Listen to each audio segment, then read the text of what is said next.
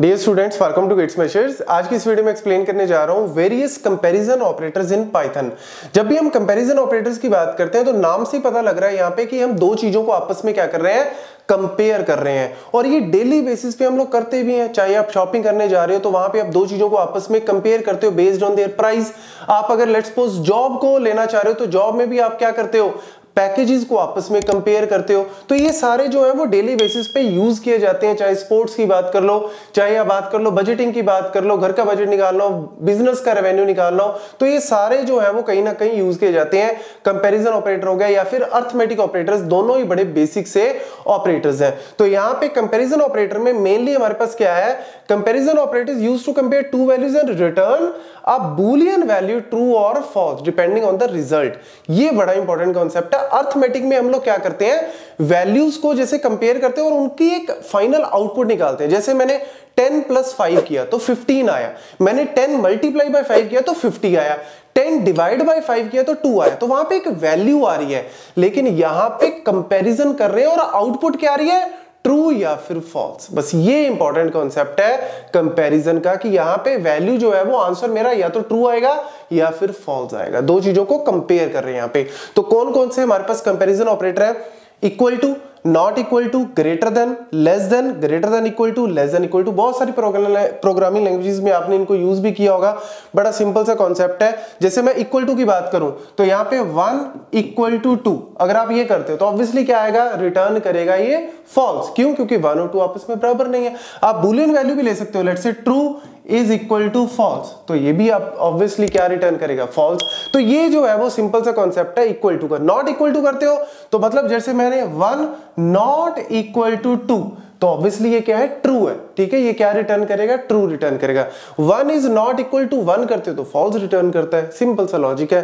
Greater than 10 greater than 5 करते हो तो ऑब्वियसली ट्रू करेगा। लेस देन कर रहे हो तो 10 लेस देन 5 करते हो तो फॉल्स रिटर्न करेगा। और यहाँ पे स्पेशली क्या आ गया, इक्वल टू भी आ गया। जैसे अगर मैं 5 ग्रेटर देन 5 करता हूं तो क्या आता है आंसर, फॉल्स आता है, क्योंकि 5 से बड़ा नहीं है, बराबर है। तो अगर आप इक्वल टू साथ में लगा देते हो फिर ऑब्वियसली ये ट्रू रिटर्न करता है। बस ये सिंपल सा कॉन्सेप्ट है सारे के सारे कंपैरिजन ऑपरेटर का। मेन कहानी आपको क्या याद रखनी है, मेन कहानी आ जाती है इनकी प्रेसिडेंस। जैसे अगर मैं बात करूं यहाँ पे प्रेसिडेंस की तो लेफ्ट, ये जो आपका less greater, less than equal to, greater than equal to, इन चारों की प्रायोरिटी क्या है, बराबर। इन चारों की प्रेसिडेंस क्या है, बराबर। ठीक है, मतलब ये एक ही प्रायोरिटी के बंदे हैं सारे। लेकिन अगर मैं बात करूं equal to and not equal to, ठीक है, इनकी प्रायोरिटी क्या होती है, कम होती है। इनकी प्रेसिडेंस कम होती है एज कंपेयर टू, मतलब ये प्रायोरिटी में ज्यादा है और ये वाले प्रायोरिटी में पीछे है। ठीक है, तो अगर लेट्स सपोज आपको कोई भी इस तरीके से इक्वेशन दे दे जिसमें इन दोनों का यूज किया हुआ है तो पहले इसको सॉल्व करना फिर इसको सॉल्व करना।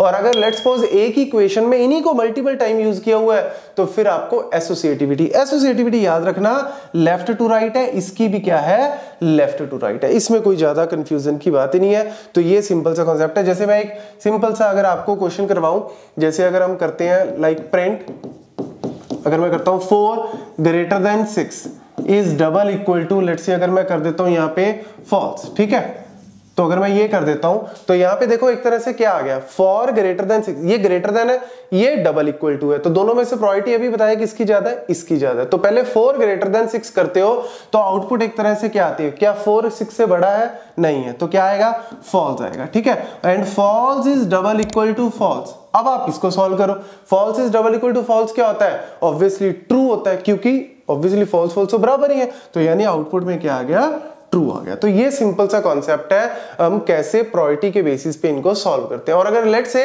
एक ही टाइप में आ जाए, जैसे आपको इस तरीके से दे दे, true is double equal to true is double equal to false, अगर आपको इस तरीके से दे दें, अब आपको पता है कि प्रायोरिटी तो सेम है, तो अब आपको करना लेफ्ट एसोसिएटिव, क्योंकि ये लेफ्ट टू राइट एसोसिएटिव है। तो पहले लेफ्ट टू राइट वाले को सॉल्व करना। ठीक है, पहले लेफ्ट वाले को फिर राइट वाले। तो लेफ्ट में ये वाला है, true is double equal to true, क्या आ गया, true.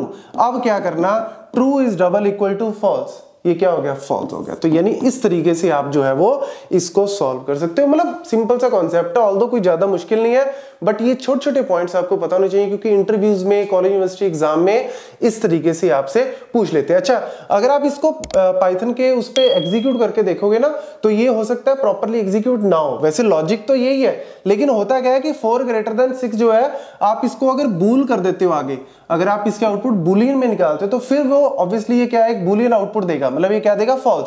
False is a Boolean output. तो तब वो आपस में कंपेयर कर देगा, और फिर फॉल्स को भी आप कैपिटल F लिखना, क्योंकि फॉल्स, ट्रू और नन जो है वो कैपिटल, मतलब पहला लेटर जो है वो कैपिटल होता है। इसका मतलब ये आप अगर करना चाहते हो एग्जीक्यूट, तो इस तरीके से कर सकते हो। वैसे लॉजिक जो है वो मैंने आपको समझा ही दिया। Thank you.